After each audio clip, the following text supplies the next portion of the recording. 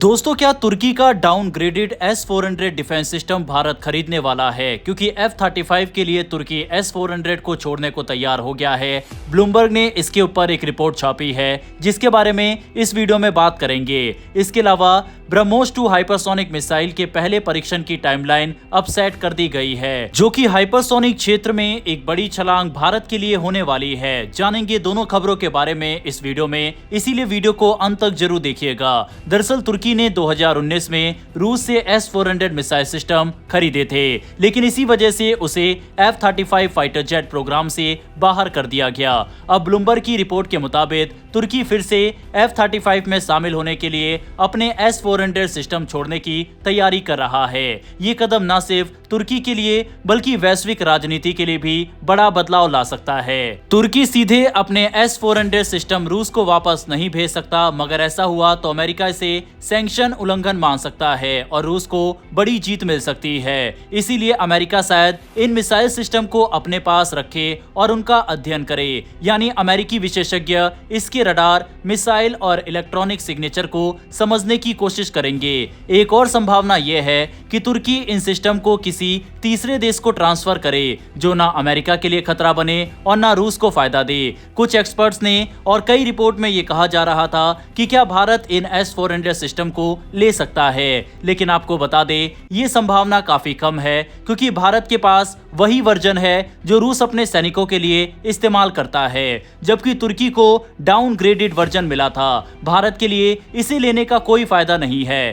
क्योंकि उसके पास पहले से ही दुनिया का सबसे एडवांस S-400 सिस्टम है। इसके अलावा भारत अपने रक्षा संबंधों को अमेरिका और रूस के विवादों से दूर रखना चाहता है। अगर भारत तुर्की का S-400 स्वीकार करता तो रूस के साथ भरोसा कमजोर हो सकता है, इसीलिए भारत इसे लेना सही नहीं समझेगा।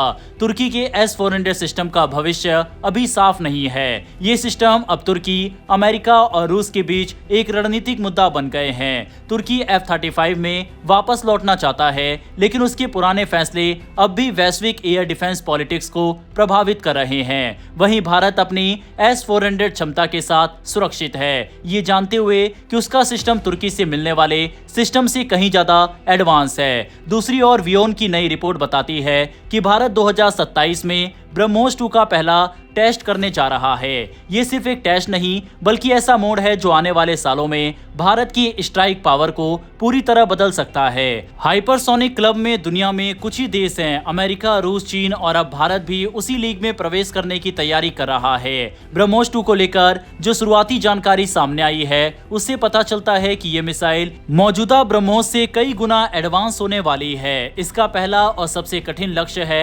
लगातार मैक 8 पर स्थिर उड़ान। इतनी तेज रफ्तार पर मिसाइल को कंट्रोल में रखना बहुत बड़ी चुनौती है। इसके लिए स्क्रैम जेट इंजन चाहिए, जो जितनी तेज मिसाइल उड़ती है उतनी ही तेज हवा को जलाकर उसे आगे बढ़ाता है। दुनिया में बहुत कम देशों ने इसे सफलतापूर्वक टेस्ट किया है। दूसरी सबसे बड़ी चुनौती हाइपरसोनिक स्पीड पर गाइडेंस और एक्यूरेसी।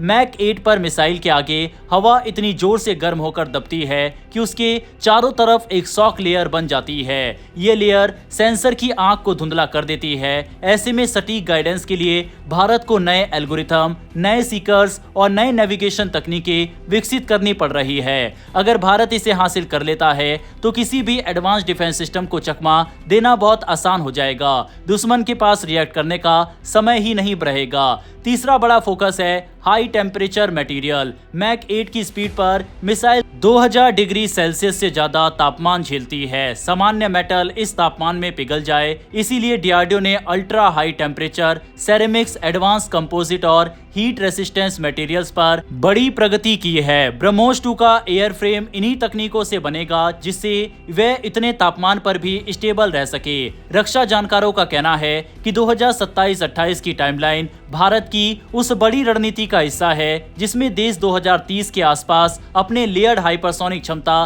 तैयार करना चाहता है। इंडो पैसिफिक आज A2AD स्ट्रेटेजी से भरा पड़ा है और ऐसे माहौल में ब्रह्मोस 2 भारत को ऐसी स्ट्राइक क्षमता देगा जो दुश्मन के इलेक्ट्रॉनिक वारफेयर को चीरते हुए सीधे टारगेट तक पहुंचे। आने वाले कुछ साल बेहद अहम होंगे। स्क्रैम जेट इंजन को फाइनल किया जाएगा, नए सीकर्स लगाए जाएंगे और मिसाइल को अपनी पहली उड़ान के लिए तैयार किया जाएगा।